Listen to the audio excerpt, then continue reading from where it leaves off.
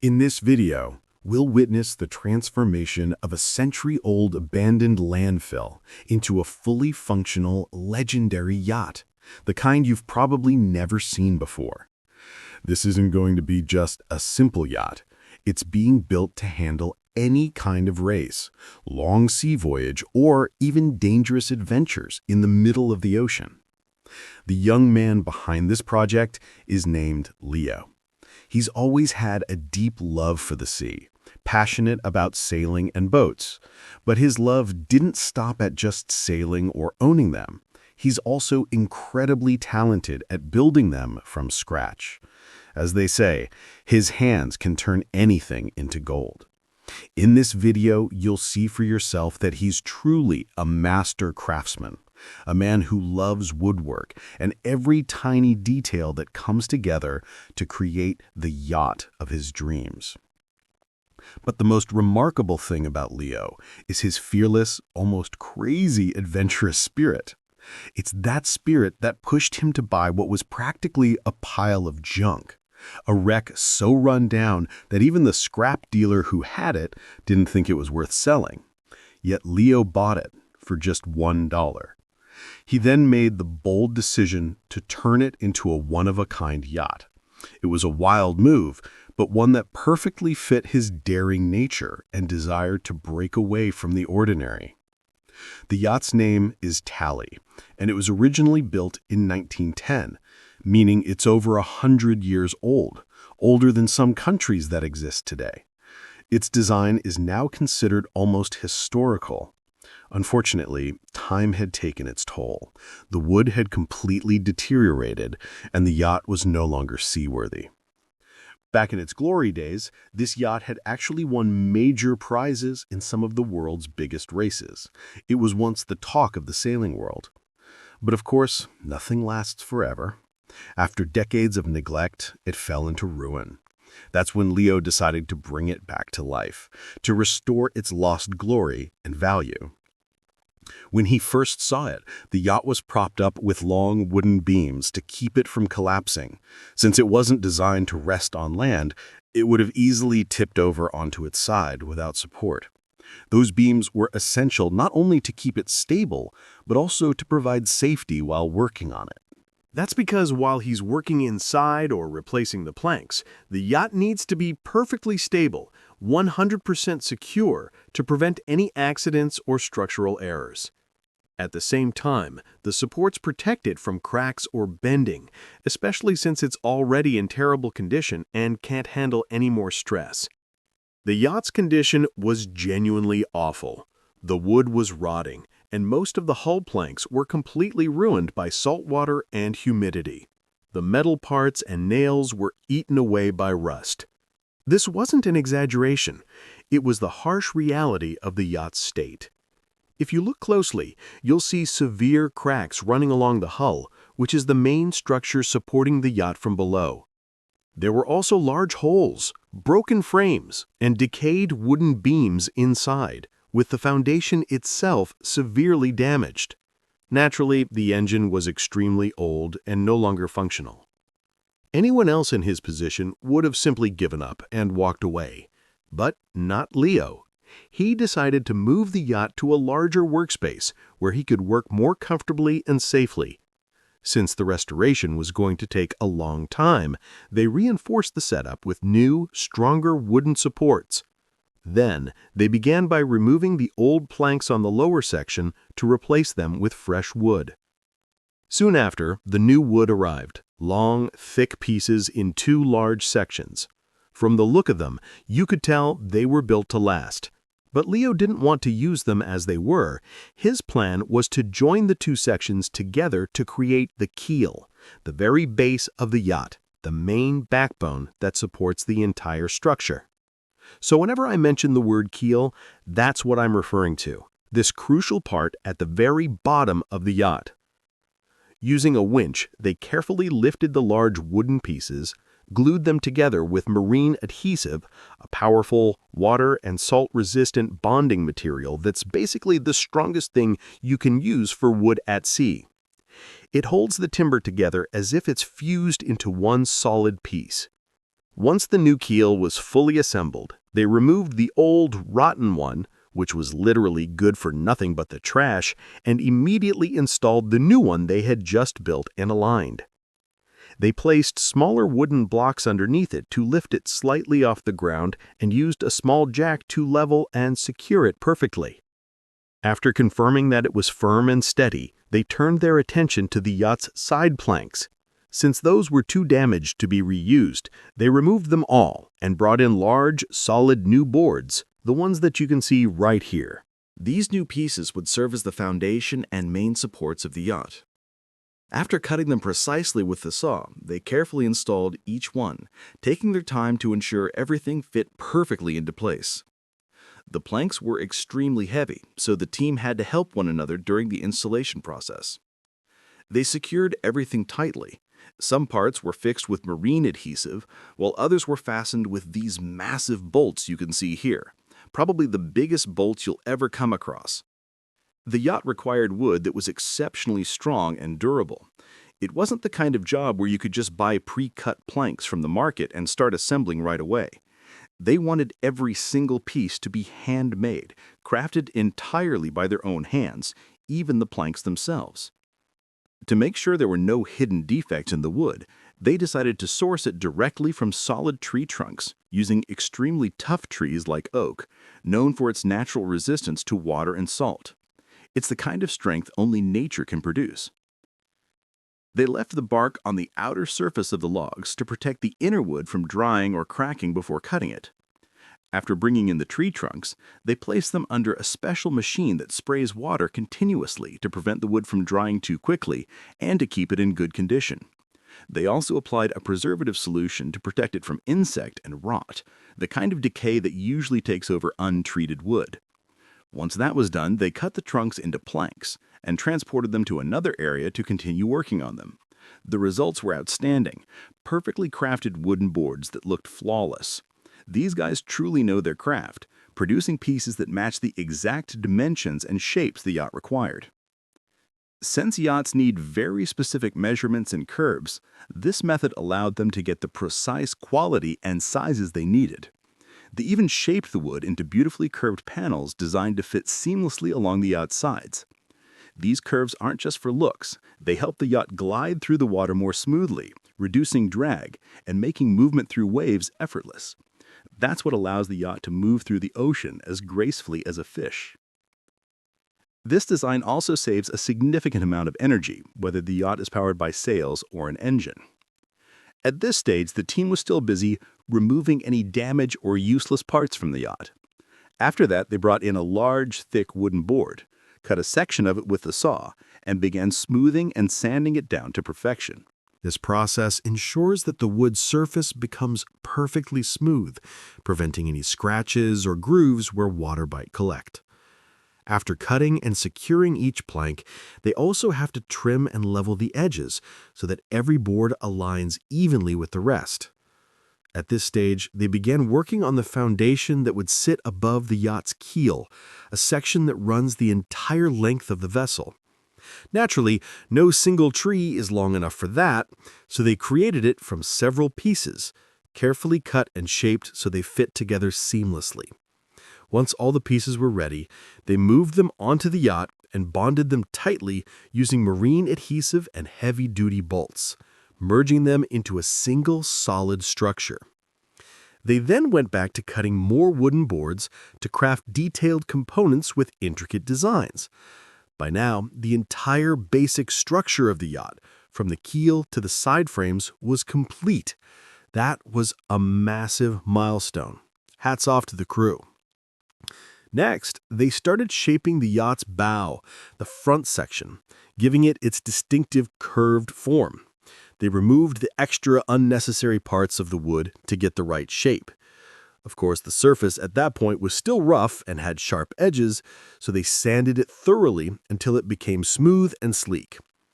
Meanwhile, along the keel at the bottom of the yacht, they drilled a series of small, evenly spaced openings running the entire length. These openings act like miniature channels at the bottom of the hull, a clever drainage system. If any water enters the yacht, whether from rain or sea spray, it won't accumulate between the ribs of the structure and damage the wood. No they wronged me songs needed here. Instead, the water flows through these openings from one to the next until it reaches the lowest point of the hull, where a pump will automatically draw it out and expel it back into the sea. After completing that, they removed the remaining old layers of the keel. This made the entire process much easier and gave them more space to work. Then, they cut away a large section at the front of the yacht, since the bow needs to be pointed to slice through the water efficiently.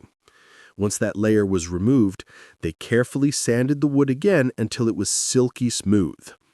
They repeated this process across the entire yacht's foundation, peeling, sanding, and preparing every surface to perfection. This was crucial because the new planks needed to be glued and fastened onto a flat, even base. Also, sometimes wood might look fine on the outside, but hide cracks or rot deep within. That's why sanding and inspecting every part was essential. It helped them detect any hidden defects before moving on to the next stage of construction. It's clear that these guys are sharp. No one can fool them. Since the yacht is incredibly long, no single plank of wood could cover its length. They had to skillfully join multiple planks together. And to be fair, their craftsmanship in this area is outstanding. Now, they began installing the long beam that connects and supports the yacht's ribs, almost like a spinal column running along the side. This beam ties all the ribs together, preventing the side from shaking or shifting. It also acts as the base for the deck, serving as a kind of shelf that supports the crossbeams holding up the surface. The strong curvature of the yacht's sides is preserved thanks to this beam. Without it, the sides could easily warp or lose their shape. The beam runs from the bow all the way to the stern, providing full structural stability. It's truly a multifunctional piece. You could call it the unsung hero of the yacht's frame. After completing that section, they needed more wood. So they went back to get more tree trunks to cut, shape, and turn into perfectly crafted planks. Each piece was custom designed to match the others and fit precisely into the yacht's structure. As they assembled everything, they started using wood chisels and mallets, essential tools that allowed them to remove tiny sections of wood with incredible precision without damaging the rest of the board. A single mistake here could mean starting the whole process over again. The chisel and mallet were also perfect for working in tight corners and narrow spaces, where larger machines simply couldn't reach. After using the saw for hours, the edges often had rough or uneven areas. That's where the chisel came in handy, cleaning up all the imperfections and leaving a flawless finish.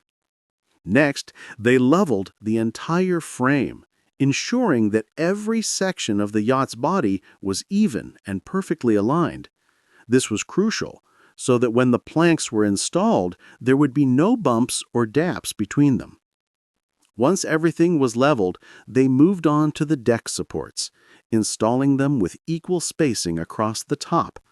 Then, they fixed the inner planks inside the yacht, creating the internal structure, before stepping outside to attach the rear planks, a particularly important step, as these close off the yacht's hull from the back, sealing the structure completely. Just as he paid close attention to every detail at the front of the yacht, he did the same, and even more, at the back. The stern is a crucial section because it's where the rudder and other propulsion systems are installed. It also provides essential structural strength, connecting the sides of the yacht to the keel from the rear. He designed the stern to be broad rather than pointed, which gives the yacht extra stability and reinforcement. Once that part was complete, he began assembling the interior sections that he had already painted white. Nearby, they had their metalworking furnace, which they would later use to cast a special metal piece, a ballast weight mounted under the keel. This weight helps the yacht stay balanced in the water and also serves as the base for the mast supports. During the process, they discovered a beautiful old artifact buried inside a dusty box. As always, the best treasures are the ones hidden away. They carefully pulled it out, cleaned it, and polished it until it looked absolutely stunning. Next, they installed metal connectors, which link one rib to another or secure a rib to the main beam. Wood alone could crack or weaken over time, so the addition of metal provided much-needed reinforcement in high-pressure areas. When waves strike the hull of the yacht, the force is distributed between both wood and metal, allowing them to absorb the pressure together. The metal joints also create strong bonds between the keel, ribs, and transom, the rear frame. Without this reinforcement, the structure could gradually come apart with time. But Leo wanted a yacht that would last another 100 years. After that, they began attaching large wooden panels to the exterior of the hull. Each panel was glued firmly with marine adhesive and nailed securely into place. They continued this process along both sides of the yacht until the entire hull was covered. At this stage, the yacht finally began to take shape, its structure now solid and its form clearly visible. It looked absolutely magnificent. Next came the caulking stage. They filled the gaps between the planks with fibers, pressing them in tightly using a small metal tool. This step is crucial for waterproofing, as it prevents water from seeping through the seams and flooding the interior. Wood naturally expands and contracts with changes in waves and weather, so the flax or cotton fibers used in caulking absorb that movement without cracking, keeping the hull dry and protected from the inside. Finally, they started coating the entire wooden surface with a protective sealant, ensuring long-lasting resistance against moisture, salt, and sun exposure. Because the wood is left unprotected, it will absorb seawater, rot, or expand. The paint creates an insulating layer that prevents water from seeping into the pores. It also protects the wood from the sun, which can fade its color and weaken it over time. Especially in a marine environment, wood is always vulnerable to rot and fungi, but this coating prevents such organisms from living in it. Moreover, it gives the wood a strong and refined appearance. On the yacht's hull, they placed wooden plugs to cover the openings and prevent water from seeping inside.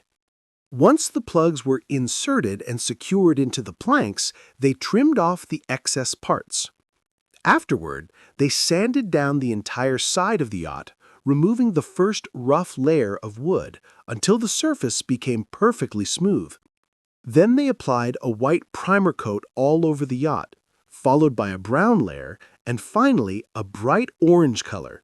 This final color looked absolutely stunning, giving the yacht an elegant and distinguished look from the outside. The exterior design was a blend of orange and white, the upper section painted white and the lower part in orange, with a blue plastic strip separating the two colors to ensure a perfect, clean line between them. Once finished, they removed the strip, revealing a flawless paint job. It was truly impressive work. After the yacht's structure had gained enough strength and stability, they decided to remove the supporting columns. However, they faced a serious issue while transporting it. The road was extremely narrow, and they were worried that even the slightest scratch or damage to the mold could ruin everything they had built. Thankfully, they eventually reached a wider, safer road without incident. Once they arrived at the next work site, they continued immediately. Here, they began constructing new pillars made from a mix of wood and metal. They filled the entire mold with sand and sealed it tightly with metal sheets. In a large pot, they melted metal until it became fully liquefied, then poured it carefully into the mold until it was completely full.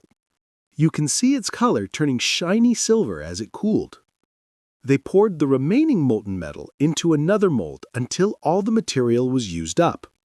After everything cooled and solidified into a single solid piece, they removed it from the mold. Even this small process was entirely handmade. They wanted every single detail to be crafted by their own hands, a level of care that would clearly be reflected in the yacht's final quality. After that, they sanded it down and cut off a small piece, shaping it into a sharp edge to fit perfectly beneath the yacht. To secure it firmly, they drilled a large hole straight through until they reached the main column. Then, they fixed it with a long, thick bolt about half a meter in length, tightening it securely with a nut. Once it was fastened, they coated the entire lower section with protective paint. Now they moved on to the deck, the second level of the yacht. The first step was to assemble the floor panels, which they joined tightly together.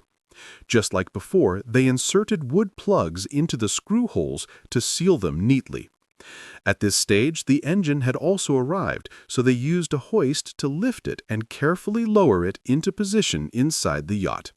Then they installed the shaft that would hold the propeller, the mechanism responsible for propelling the yacht through the water, before continuing with the rest of the deck and its structural components. Once completed, the deck looked absolutely stunning. They then installed the batteries and started organizing the systems in the lower cabin. After that, they began constructing the upper deck, which would be relatively low, about 1/4 of a meter high at most. They laid down long wooden planks running the full length of the yacht, trimmed off the excess, and placed a white-painted wooden baseboard underneath. Between the deck planks, they applied a sealing compound to ensure proper insulation and waterproofing. After finishing that section, they began transferring all the necessary materials onto the yacht to complete the upper floor. And truly, what matters most isn't just the work, it's the precision of the finishing. They glued together 3 pieces of wood using black adhesive, turning them into one solid panel. Then, they cut it into an arch shape and carefully sanded it down until the surface became perfectly smooth. Once it was ready, they moved to the yacht's bow and mounted a sturdy metal piece, securing it tightly with bolts.